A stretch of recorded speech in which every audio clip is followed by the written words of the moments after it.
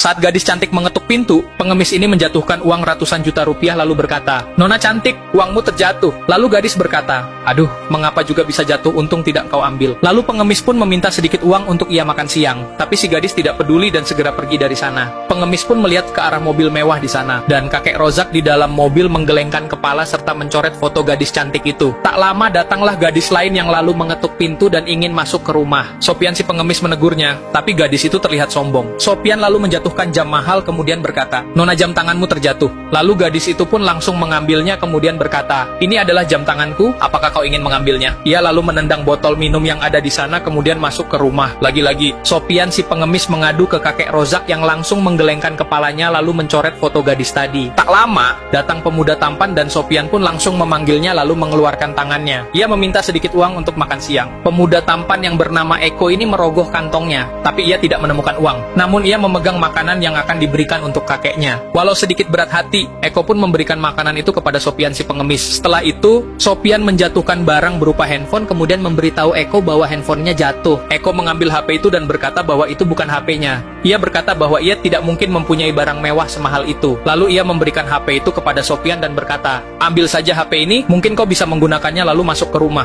Dan lagi-lagi kode rahasia Sopian kepada kakek Rozak pun dilancarkan dan foto Eko pun dicentang biru sebagai tanda pilihan yang tepat. Di dalam rumah, kedua gadis yang cantik dan manis sedang mengobrol membicarakan tentang harta dan barang-barang mahal yang mereka miliki. Dan datanglah Eko pemuda tampan, tapi sederhana. Ia pun duduk dan menanyakan mengapa mereka dipanggil oleh kakek mereka. Tapi para gadis pun berkata, "Mungkin kakek akan memberikan uang kepada kita." Tak lama, Jul pegawai si kakek datang menemui mereka dan berkata bahwa kakek mereka tidak bisa menemui mereka. Dan terlihat kedua gadis itu langsung marah-marah. Tapi Eko dengan lemah lembut menanyakan alasan mengapa si kakek tidak bisa menemui mereka. Lalu Jul berkata, kakek tidak bisa menemui mereka karena ia sedang sakit gigi. Hal ini membuat Eko terkejut bukan kepalang lalu menangis dan memeluk Jul. Jul berkata, kalau kakek mempunyai wasiat, ada 3 hadiah yang ditinggalkan oleh kakek di belakang. Dan kedua gadis itu langsung berlarian berebutan melihat hadiahnya. Berbeda dengan Eko yang hanya terdiam dalam sedihnya. Terlihat di sana terdapat 3 kotak dan gadis itu langsung memilih kotak mereka. Dan Eko hanya menerima sisa dari pilihan mereka. Setelah dibuka, mereka terkejut karena hadiahnya hanya benda-benda receh. Jul menjelaskan maksud dari hadiah itu kalau kotak yang berisikan peta adalah lokasi sepetak tanah yang akan diberikan oleh si kakek. Gadis kedua mendapatkan mainan mobil-mobilan dan itu bertanda bahwa mobil kakek akan diberikan kepadanya. Sementara Eko mendapatkan panci berisikan ikat pinggang sebagai hadiah, tapi Jul tidak menjelaskan maksudnya. Tak lama kakek Rozak pun muncul di depan mereka. Eko langsung memeluk kakeknya sebagai tanda sayangnya. Berbeda dengan kedua gadis itu yang tidak sedikit pun terkejut. Kakek pun mulai menjelaskan bahwasannya ia tidak sakit gigi. Ia hanya menguji cucunya untuk membagi warisannya. Dan sudah jelas yang pantas mendapatkan warisan dari kakek Rozak adalah Eko, guys.